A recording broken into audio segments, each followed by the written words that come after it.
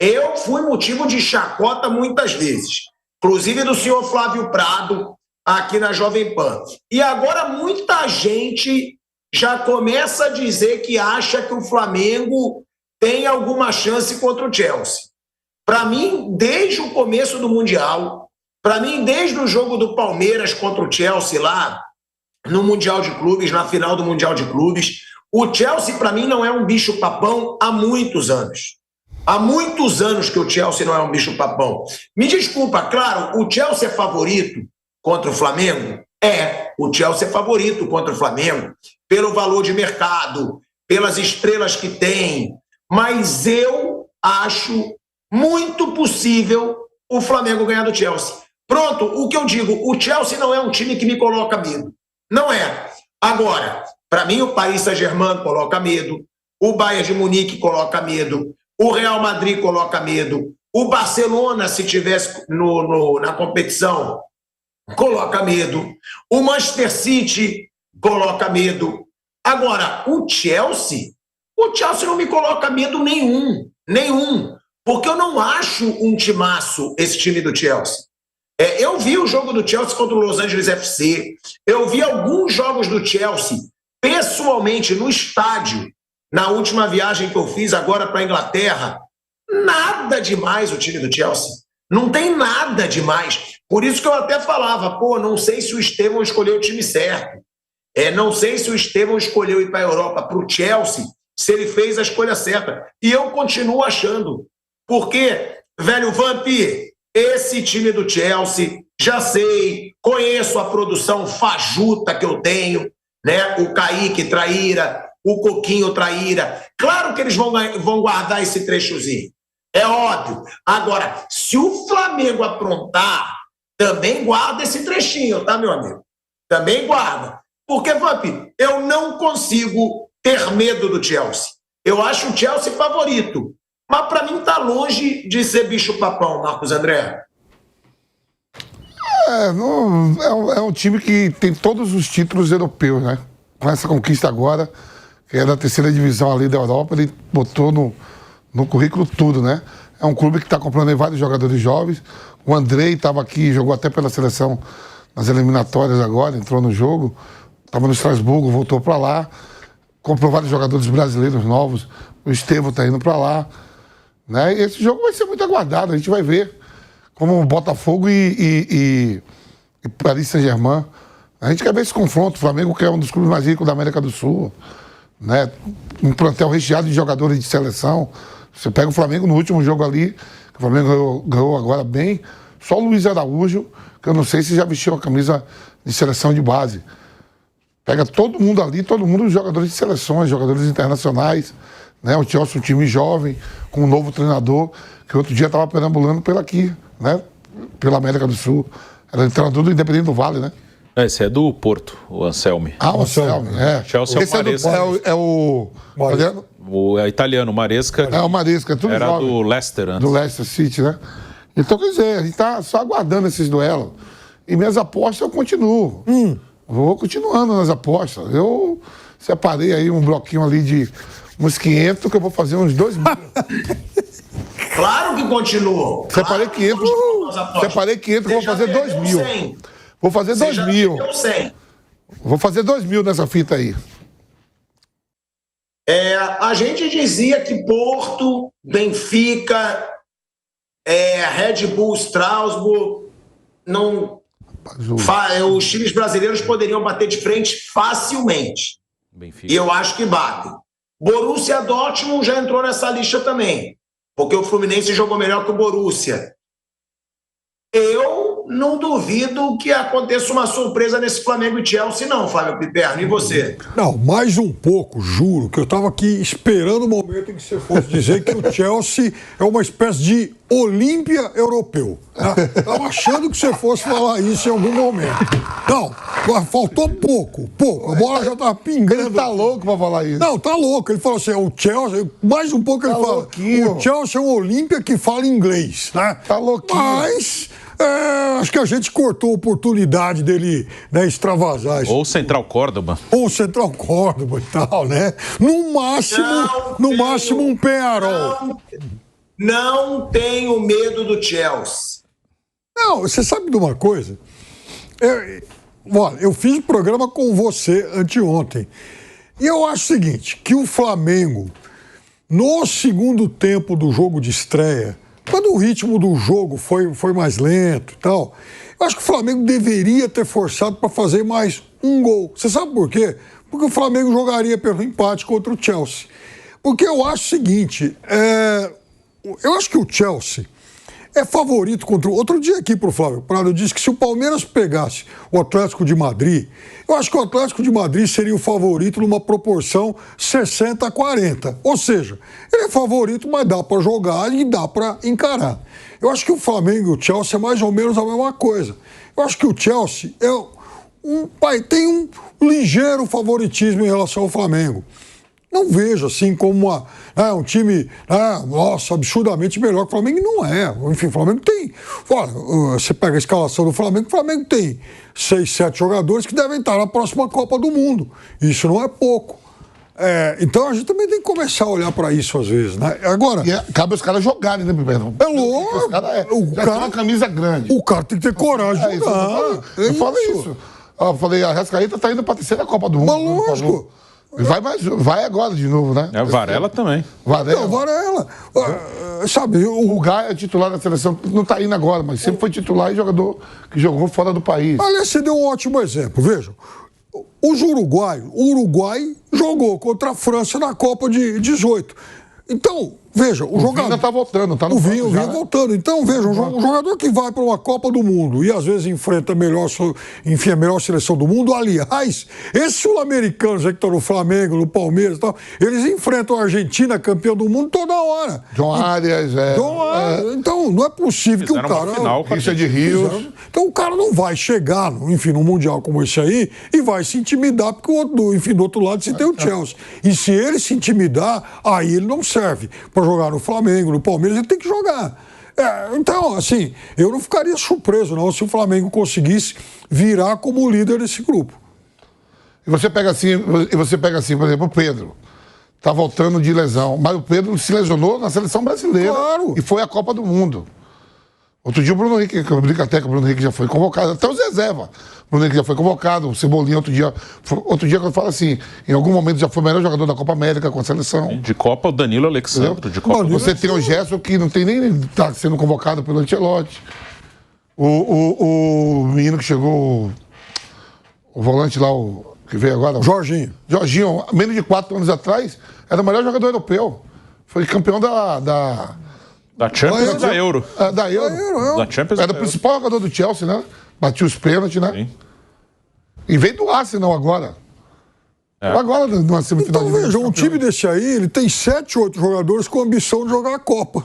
Então, se o cara tem a ambição de jogar a Copa do Mundo, como é que a gente vai imaginar que o cara vai se intimidar num jogo como esse? Pode até perder, uma outra coisa, detalhe do jogo, ele não sabe como o jogo vai se encaminhar. Agora, ele não tem o direito de se intimidar. E a maioria dos uruguaios que atuam no país, principalmente que joga no Flamengo, o Canóbio teve problema com o Bielsa, não foi mais convocado.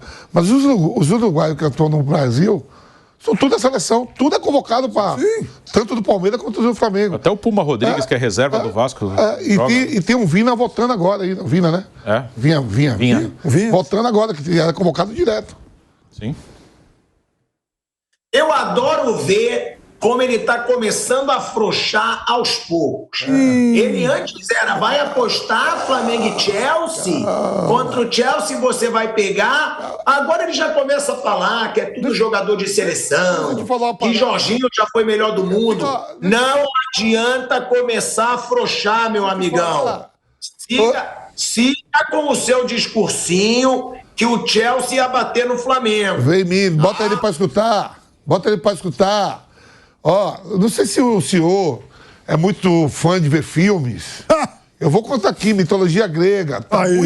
Tá muito cedo para morrer reis. Sabe o que é isso? Aquiles falou para não matar Hector na mitologia grega.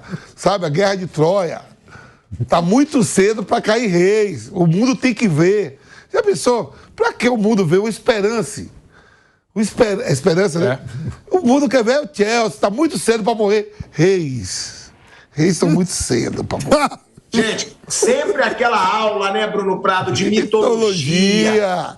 Porra, eu lembro lá que no filme. Geral incrível.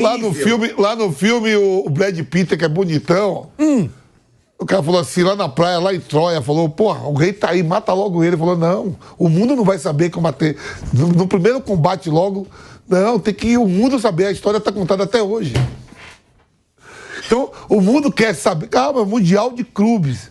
O mundo está vendo. Mas quem que é o Brad Pitt nesse jogo aí, Vamp? O Brad Pitt tem vários. Tem Chelsea, tem PSG, Bayern de Munique, Manchester City tá jogando agora, tá ganhando. Tem Real Madrid. Real Madrid, o Manchester City fez um gol com 2 minutos de jogo. É. Mas pra quem achou que ia, dizem, degringolar geral, tá 1-0 ainda, 20 minutos, né? 20 minutos. Esse time é da onde, esse Wydad, Bruno? Marrocos. Tá jogando contra o Wydad de Marrocos, tá? O Manchester City 1-0. Eu queria muito ter Flávio Prado aqui nesse programa. O Bruno vê como eu sinto saudade, né, do Flávio Prado. Porque ele sempre enche a boca dele para falar besteira, né? Para falar que europeu não conhece brasileiro, que os europeus não respeitam os brasileiros. E aí hoje eu me deparo, Marcos André, com uma declaração de Bernardo Silva, craque da seleção portuguesa, craque do Manchester City. E adivinha, Marcos André, quem que ele estava elogiando? Fala para mim. Os times brasileiros. Não. Mas tem um em especial. Não sei se você leu a reportagem. Fluminense. Não sei. O que foi? O Fluminense. Não, você está errado. Então foi o Botafogo. Também errou. Então foi o Palmeiras. Errado de novo. Então foi o Bahia, que é do Grupo City. Elogiou o rubro-negro carioca. Elogiou o tsunami rubro-negro. Ah lá. O Bernardo Silva, eu vou abrir aspas para ele. Nesse momento, ele elogiou todos os times brasileiros, tá? Claro que a nossa pilha aqui sempre merece. Ele elogiou todos os times brasileiros e disse que o Flamengo, na opinião dele, está um pouco acima. O Bernardo Silva disse, abre aspas, as equipes brasileiras, os jogadores, são muito fortes tecnicamente. É sempre muito difícil jogar contra as equipes brasileiras. Nós tivemos a experiência de jogar contra o Fluminense no Mundial há 2 anos e ficamos impressionados pela forma que eles jogavam. Como era difícil roubar a bola daquele time. Comentou o Bernardo Silva, né? Ele recordou aqueles 4-0 do Manchester City sobre o Fluminense na final do Mundial, quando o treinador era o Fernando Diniz. Eu acho que nos últimos anos o Palmeiras tem sido uma equipe muito competitiva. O Botafogo ganhou a Libertadores no ano passado. E esse ano eu acho que o Flamengo está um pouco por cima dos outros. Disse o Bernardo Silva. Cara, eu acho que se tem uma coisa que dizem, é impossível os brasileiros ganharem esse Super Mundial. Pode ser, né? Impossível realmente. Mas se tem uma coisa que esse Mundial vai ajudar, Vamp, é dar visibilidade para os clubes brasileiros, né? Para o mundo inteiro. Porque o mundo inteiro está de olho nesse Super Mundial. É a única competição que está acontecendo no mundo nesse momento e que provavelmente está sendo transmitida para vários países, né, Vamp? Com certeza, né? A seleção brasileira, todo mundo já conhece os atletas que figuram em grandes clubes do futebol mundial. Por sinal, até o Mundial de Clubes, eu acho que o país que tem mais jogadores é o Brasil, né? Nesse Mundial. Sim. E aí é tudo transmitido para todos os continentes, né? Esse Mundial e dá uma visibilidade muito grande, sim, para a marca do clube. Como o Pena falou, para alguns atletas se destacarem mais e de repente alguém tá de olho, que fica um monte de olheiro aí, de olho, de repente contratar alguém. Pô, um empate desse ontem, no modo que o Fluminense jogou diante de uma equipe europeia, que está direto aí, foi finalista na temporada passada da Liga dos Campeões, que foi o Borussia Dortmund. Pede para o Real Madrid a final da Liga dos Campeões. Tem uma torcida, né, que mais lota, assim, jogos, aquele muro amarelo lá, mais de 100 mil, 90 mil. Você pega aí, o Flamengo vai ter a oportunidade agora de enfrentar o Chelsea. Né? Isso é muito bom, o Botafogo pegar o Paris Saint-Germain, o atual campeão europeu. Isso dá uma visibilidade muito grande para a marca do futebol, principalmente para o clube. Os jogadores brasileiros, eles atuam em grandes clubes na Europa. Né? Então dá visibilidade para outros atletas também saber o que é um pouco do futebol brasileiro. Não só de seleção e de jogadores que jogam pontualmente em grandes clubes. É isso, né, Bruno? É porque esse elogio do Bernardo Silva, claro que ele tem muito por base o que ele está vendo nesse Super Mundial, né? Agora, são 4 clubes brasileiros. Desses 4 clubes brasileiros, nenhum perdeu ainda no Mundial. Nenhum. Então, eu acho que a gente deve chamar atenção para isso. Já teve um Palmeiras e Porto, o Palmeiras mereceu vencer, foi empate. Já teve Fluminense e Borussia Dortmund, Fluminense mereceu vencer, empate. Flamengo se impôs contra o Esperança e venceu. E o Botafogo, para mim, foi a única decepção por enquanto nesse Mundial. Porque eu acho que quase cedeu um empate para um fraco Seattle, né, que estava jogando ali. Você via que nem finalizar os caras sabiam. Era um time todo desastrado. E o Botafogo dificultou, mas também venceu. Ou seja, os clubes brasileiros estão fazendo um ótimo Mundial por enquanto. E qual é o peso, Bruno, desses elogios que os clubes estão recebendo? Não só de jogadores como Bernardo Silva, mas também da imprensa, né, europeia, que já elogiou muito o Flamengo, já elogiou o Palmeiras, e eu vou ler já aqui os elogios que foram feitos para o Fluminense, Bruno. É bom receber elogios. Eu não acho que vai mudar o lugar dos times brasileiros no cenário mundial. Eles vão, depois do Mundial, cada um volta para suas ligas, para os seus campeonatos. Aí, para o Campeonato Brasileiro ter um peso maior, passa por um trabalho também de um campeonato, de uma liga brasileira que nem existe. Não individualmente um clube ou outro, que às vezes aparece. Às vezes na Copa do Mundo, na última Copa, Marrocos chamou atenção e depois da Copa acabou, cada um segue a sua vida. E sempre tem alguma zebra, alguma competição, algum torneio, algum clube que chame atenção, mas depois cada um segue a sua vida. Para o Campeonato Brasileiro, no geral, melhorar, são coisas mais de uma coisa conjunta, coletiva, diretiva, de melhorar o campeonato, de melhorar calendário, gramado, vários aspectos, mas individualmente pode ser bom para alguns atletas que vão ser vistos, que normalmente não seriam tão vistos, que podem ser negociados. Acho que individualmente, alguns jogadores que podem chamar a atenção do mercado europeu, o John Arias, por exemplo, o Richard Rios é um cara que pode chamar a atenção.